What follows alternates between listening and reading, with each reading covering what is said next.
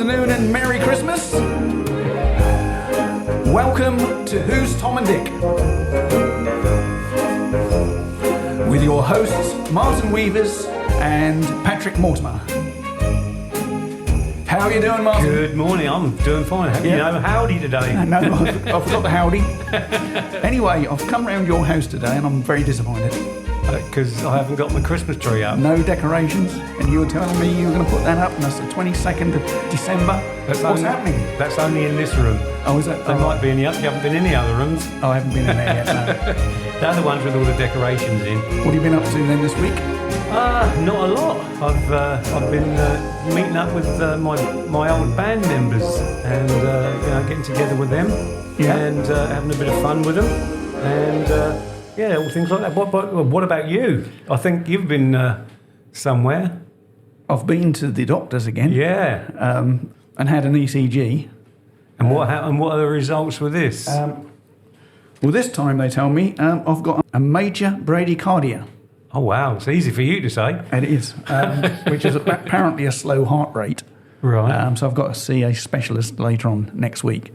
So I'll fill you in on all that next week or a week after in a later podcast. Well, we're getting ready for Christmas here. So what do you do in your household for Christmas? We've got the whole family around this year, so Wendy's actually doing all the cooking. Mm-hmm. When I say the whole family, the mother-in-law, my son James and his young lady, and the two children. Ah, okay. And of course Martin hangs on everywhere, so he'll be there as well. Just a normal traditional Christmas. Simon's in America. Mm-hmm.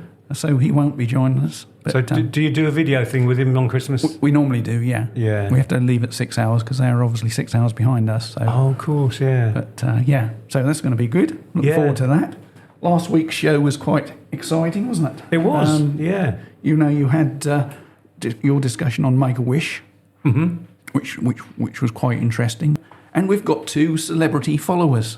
Have we? Yes, we've got Michael Barrymore. I sound surprised, but I know who they are. Michael Barrymore and Al Murray have started to follow us, which is good. So we're getting out there. And for those of you who don't know the name Al Murray, he's the pub landlord. That's right, yeah. So, and we also hit another milestone this week on Apple Podcast and received 400 5-star reviews. I know. I don't really know much about Apple Podcasts and all these other ones and, So just tell us about it then. What is it then? Well, like everything else, if you buy something or you buy a holiday or you buy a product, you get a chance to review it and the service that you had.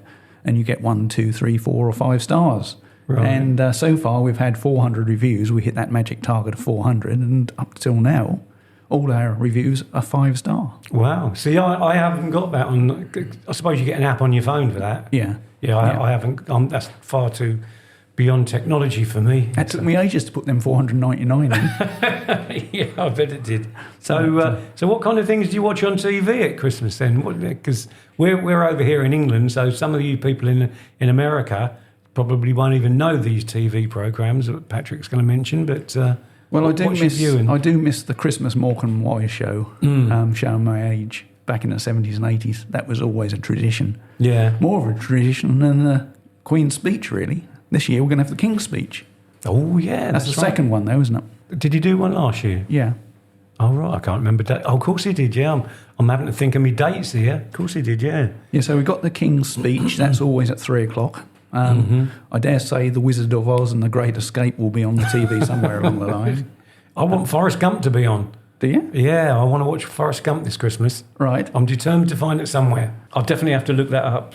I must watch it this Christmas. So Boxing Day is a bit special in your household. Well, it was bigger last year, wasn't it, in the years before, but it's not so much now because will you tell us where you go Boxing Day? Well, we normally go to watch Ipswich Town at home. They have a Boxing Day fixture, and this year it's at home again, but unfortunately they've programmed this one at 7:45, so it's an evening kick-off.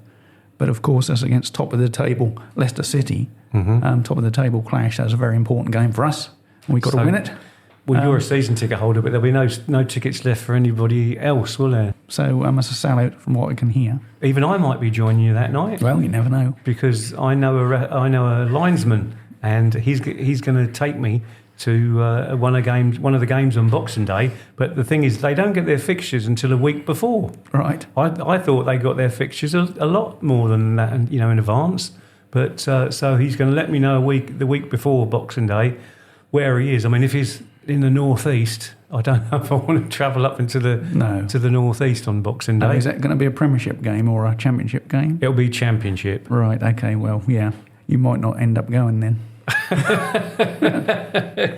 I'd love it to be Ipswich and Leicester, though. That'd be fantastic. Yeah. Because he was on the Ipswich-Plymouth game when I last saw him. Right. When we was there. So when you spotted me in the crowd. I didn't think he was allowed to do local football matches.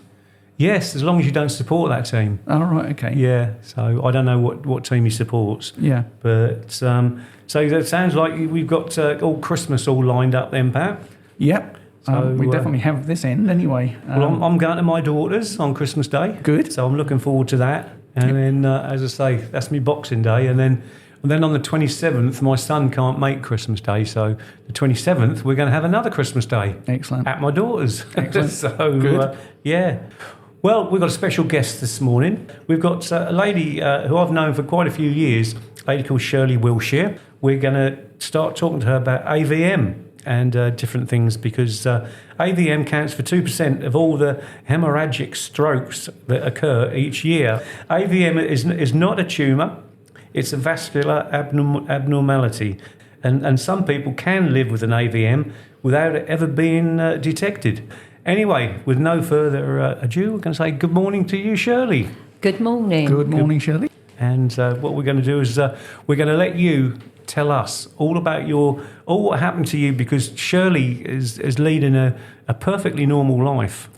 Actually, you're the first lady that we've interviewed. Lady might be putting it a bit strong. But so anyway, tell us how it all started.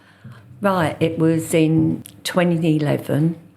I was over at the gym. It was 7:30 in the morning, and I'd been in the gym for about half an hour, and I was just finishing up, and I felt it felt like sweat was dripping from my forehead, and I put my hand up, and it wasn't. And it was just such a funny feeling that I knew it wasn't right. I'd never experienced it before. And then I had a slow headache. It weren't a blast of a headache, it was just like a bit pain showing off. And I just thought to myself, I'm having a stroke. So I let the other girls know in the gym that I had a bit of a headache and I was going home, because I weren't thinking in the right mind. I actually felt if I didn't get home, I would die. And the gym was about 2 minutes by car where I lived. So I got in the car, drove home. As soon as I pulled up outside the house, I phoned the ambulance. And then as I got out the car to walk towards the front door, I could feel my legs were going. And I sat down on the doorstep, and my daughter was upstairs still in bed. So I managed to get her up and got her to phone my husband, and we just waited for the ambulance. When the ambulance came, their initial reaction, one of the paramedics, was, "Oh, you're not having a stroke, your face hasn't dropped." But the other paramedic wanted to take blood pressure. Anyway, obviously blood pressure must have been in my boots. We was in the ambulance by then. When we got to the hospital, the consultant in A&E had already phoned through for a bed for me up at a different hospital, which was a neurological one. Right, yeah. So we had to have a CT scan and an MRI scan. Yeah. And the MRI scan was fine. And then as I lay down for the CT scan, I felt my head explode, just the pain. And then I don't remember anything else myself for 6 days. I mean, I've been filled in since. Was you actually completely out of it then? Or? Well, that's it. I just wasn't aware. I wasn't aware for anything for 6 days. Yeah. So Obviously, got to the hospital. They done a procedure, which done a clipping to stop the bleed. And then they told me, like, obviously when I could take it all in, that it was Arteriovenous malformation, which is something that you're born with, and it can be anywhere in your body, not just, it's a cluster of vessels, and they can burst with the pressure any time. Sometimes you could go through your whole life and it wouldn't happen. Other times it could be on your first day of living that it goes. I was reading up about that actually, and I found that quite fascinating. So you don't know you've got one until it actually bursts. And I suppose you'd be very lucky to know if you did have one before that. But I was 53 when mine burst. And yeah, I had about 5 months off of work. Main thing was memory. Short-term memory was, for the first few weeks, just hard to explain what a short-term memory reaction is. I had to take tablets every 4 hours. So I'd take them, but I wouldn't remember that I took them. Yeah. And in the end, I used to have to write it down that I'd taken them as I took them. And then you get paranoid and you think that someone else has come and written it because you have got no recollection of taking it. And it was like, someone else wrote on my pad. But yeah, it was, got through it. I had no physical handicaps. I could walk, talk, everything. It was just a short-term memory. And how long ago was this again? 2011. 2011, yeah. And then I went back to work, went in sort of slowly because the job I was doing was community nursing, the physio side of it, the rehab side. And it was very hard to begin with. You'd go and see a patient, I'd write things down, but if I saw more than one patient, it overwhelmed me. So in the end, I went and worked for what we called the full prevention service, just while I carried on improving. Yeah. And I didn't have any more trouble from that. I went back for, I think, a month after, and he was happy with the progress I made, and he discharged me because I was doing really well. Yeah.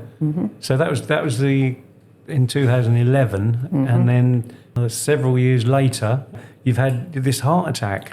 And had you had anything in between those? No, I was well healthy, carrying on, working, helping with the family and everything. Yeah, no problem. So we come up to then when you have your heart attacks. So you take up the story again. It was in June 2021. I took the dogs for a walk. We went for a walk for about an hour, came back, and I went over to see my daughter-in-law and my daughter and the kids. And while I was sitting there, I felt a bit nauseous. So I said, it's 2:00. I haven't eaten, maybe need something to eat. So I went back over to mine to get something to eat. Weren't hungry, but I thought I'd better have something. And then I suddenly felt hot and clammy. And I thought, I reckon I'm having a heart attack. So I went back over to Natalie, my daughter-in-law, and said to her, don't panic, Natalie, but can you phone an ambulance? I think I'm having a heart attack. Well, of course, Natalie did, and Yasmin, my daughter, they both got, I was calming them down rather than me. And had to wait an hour and a half for the ambulance. By this time, we'd gone through to the front room. I was laying on the sofa. The pain that was in my chest had now spread to both the inside of both arms. And so hard to move them. And I was laying on a sofa. One of the children had gone upstairs to have a shower. Where I was laying was right under that shower. and the water started dripping from the ceiling onto me. Well, I was in so much pain, I couldn't move out of the way. Right. So my daughter-in-law rushed and got a bowl, and so she's standing there holding the bowl to catch the drips. I'm laying on the sofa in pain. Their dog got up on the sofa with me, and my daughter tried to get the dog to move for like when the paramedics come. The dog started growling at her. My grandson, he was 6 at the time, he came running in, give me a cuddle, and then he ran out, fell over on the hallway, screamed because he'd hit his back. And Natalie didn't know whether to carry on holding the bowl or go and pick Billy up. Yeah. We got over that. The ambulance arrived. When they arrived, yes, they confirmed it was a heart attack. Did it take long for the ambulance to get to you? Hour and a half. Hour and a half? Yeah, it was a Sunday. Well, once they got there, things moved fast, but the waiting for them to come. I was going to ask you that with the first one as well, with the AVM. Did you have to wait long for that ambulance? No, that took about 10 minutes. Yeah. Yeah, that was really good. Yeah. An hour and a half is a fair old wait. Yeah. But, Well, we were talking about that with my heart attacks, weren't we? that's why I mentioned it. Yeah. So carry on anyway, Shirley. So the ambulance has arrived and they've put you in the ambulance, and my grandson has tripped over, and dun, dun, dun, what happens next? The ambulance arrives and 3 paramedics get out, one training, a man, woman, and the man training. Anyway, they sorted me out, got me in the ambulance. We got to the hospital. When we got there, the doctors were waiting just past A&E, and they took me straight off of there, straight into theatre, where they have a camera and they fix it with stenting. They could see there was a blockage, so they do it through an angiogram. So that goes up and it puts the balloon in to open up and put the stent in to open it up. Is some of this familiar with you, Patrick? Oh, yes. Yeah. Because Patrick was, well, you had 6 of these I've had in over the time. Wow. So I just needed 1 stent. Then I was put on a ward, kept an eye on for the night. Everything was fine. I was moved to a general ward the next day. After an echo, I was allowed to go home.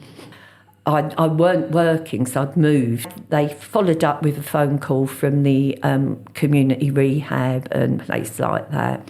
I had no restrictions. The restrictions are just what you can manage. That is the restrictions. Yeah. So I looked up, because I'd been involved in rehab, I looked at, through the internet, I found a progressive rehab program, which was the British Heart Foundation's rehab program, and it was brilliant. It goes up to stage 1, 2 and 3, and you can move up as you feel able, so you can add, it's on the internet, you follow it.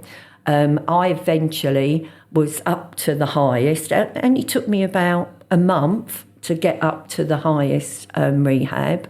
And then I started adding weights in it so that it was just making that bit harder. It was about 40 minutes every morning. I'd get up and just get on with that.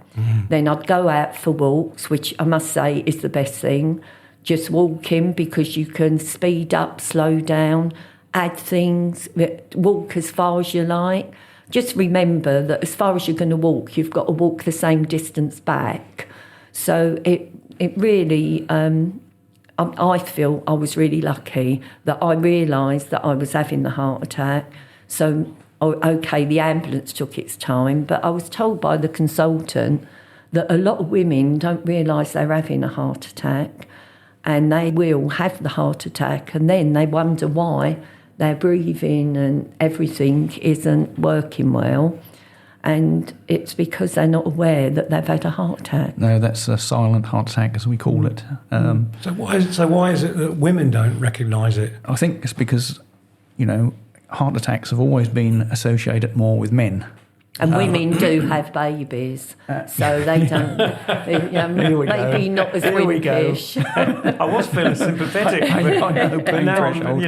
Yeah. No, I think so like breast cancer is associated with women. Men can get it, but it's not talked about. And it's the same with heart disease, really. Tom Cruise had breast cancer. Oh, did he? Years ago. He was quite young. Yeah. We'll have to see if we can get him on. I'm sure he would. He likes Britain. He likes Britain. So you had a heart attack then? Yes. Which I'm more experienced to ask questions about than I am the I think so. other thing. So you've had one stent. Yes. And are you on tablets now? Yes. I'm on aspirin, bisoprolol and ramipril. Yes. Yeah. I did have a couple of other tablets, like I had a statin. Right. And they give you a very high dose statin. I'm not happy with taking statins. That's my personal choice. Mm-hmm. Yeah. So I take a garlic supplement rather than a statin. Right. And there's one drug that you go on for a year. yes, that was blood thinner. Yeah. While your body accepts the stent. Yeah. And then you finish that after 12 months. So you've still got the stent in your body now? Oh, yeah, your stent stays in there. Yeah. What do you think happens to it, Martin? I don't know if they dissolve. No, they're there for life. It's like a balloon to keep your artery open. Yeah. Did you watch it on the screen as it was happening? Yes. Yeah. We were chatting. It was amazing. You're lying there because I'm not making light of the heart attack, but I felt safe. Yeah. Because I was in a place now where I felt safe. I think as soon as the paramedics got there, I started feeling like I was going to be okay. Mm-hmm. And once I got into the hospital, obviously they do them all the time, but the reassurance that they know what they're doing. Especially after waiting an hour and a half. Oh, I know, yeah. They're so efficient, it's a real slick operation when you go in there and they're all done. And they all know their place, and they're all doing what they need to do. Yeah. So you've got great confidence in it.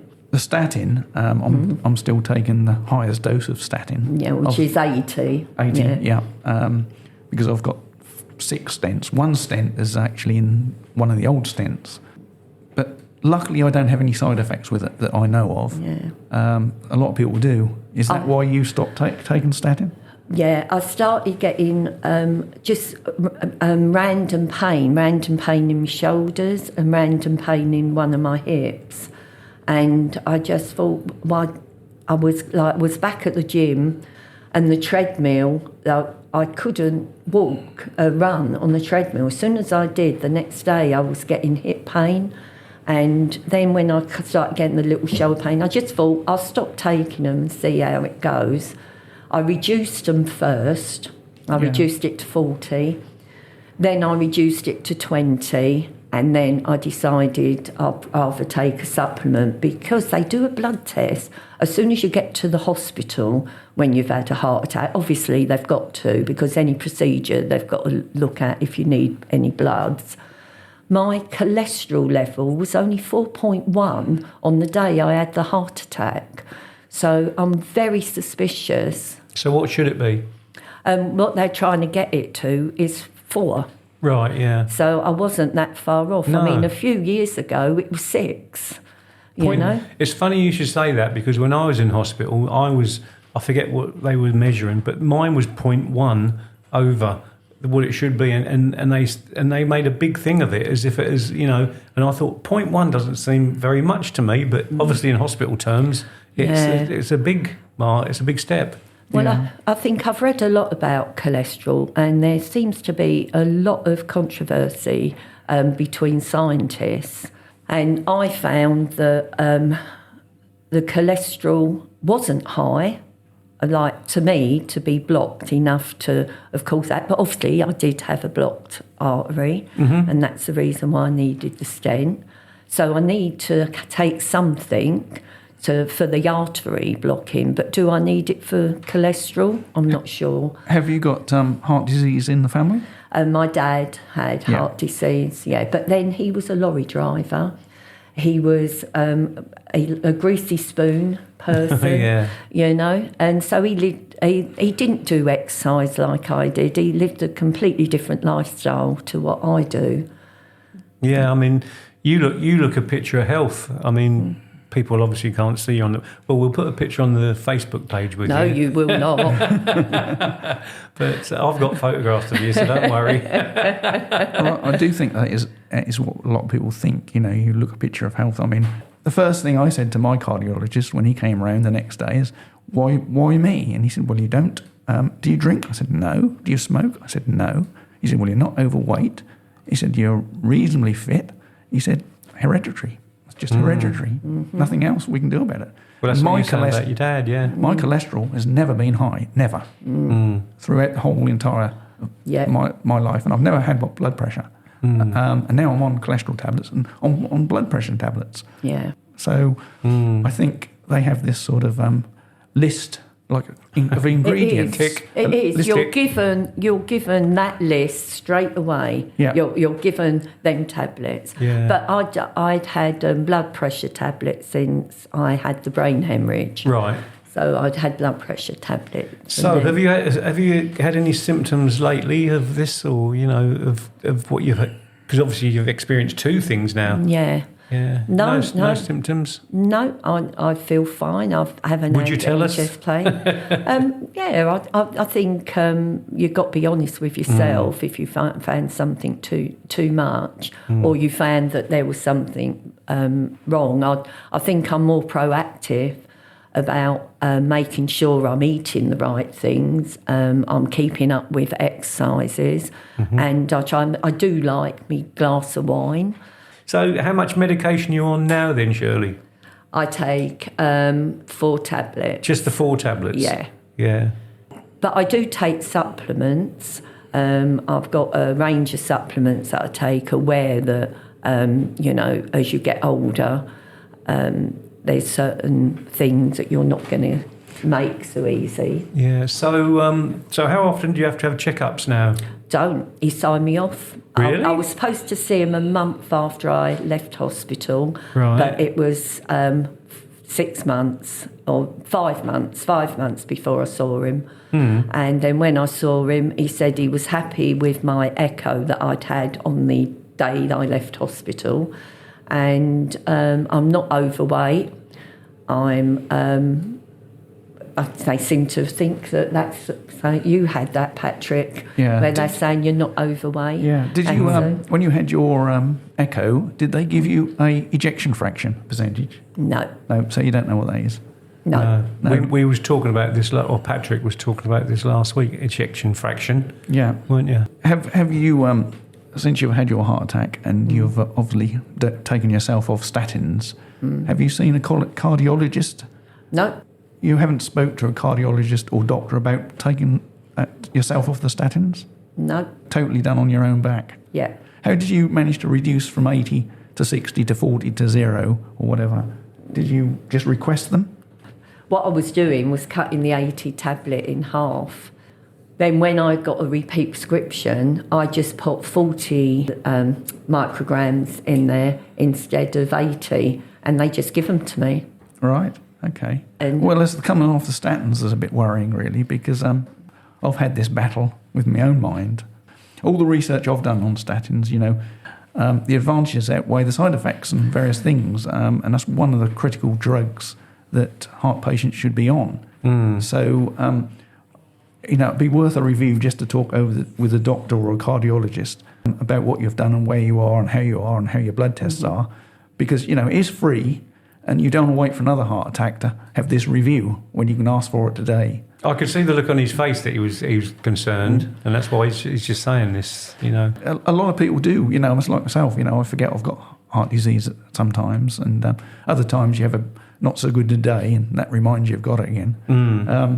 When you get a little bit breathless and various things. But, I don't bang on the doctor's door, but I'm quite happy for him to check me out whenever he wants, because, it's for my own benefit. Well, and, as you've not had any advice from doctors throughout the last couple of years on the reduction in your statins, I think it's worth rattling on the door and saying, well, it's about time I had an ECG.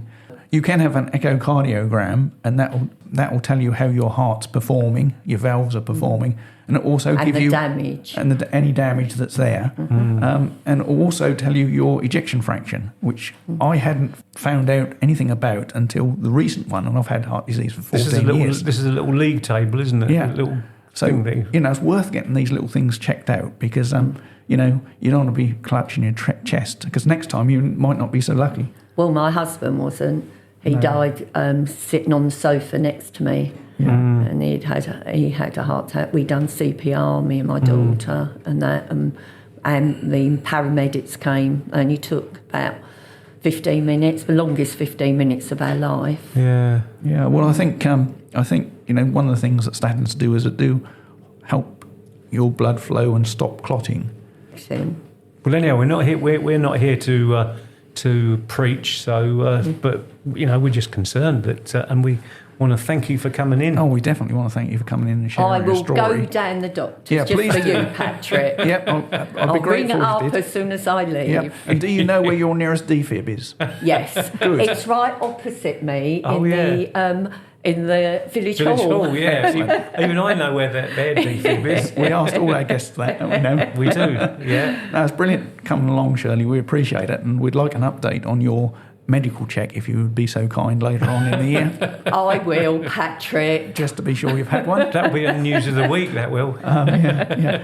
Well, thanks again. Well, hold on. I want to wish her a happy Christmas. Oh, Yes. thank you. And the same to you. And have a I'll Merry see Christmas. you Boxing Day. Yes. Brilliant. Well, you know what it is now, don't you, Martin? Hey? Is It's it? time for Martin's joke of the week. I hope he's got one. Oh, this is legendary. Can I leave the room? No, we've strapped you to the chair. We'll both leave the room, I think. Are you going to give me a build-up? I just did, didn't you hear it? No. Someone actually complimented me the other day on my driving. When I got back to my car, someone left a little note on it saying parking fine.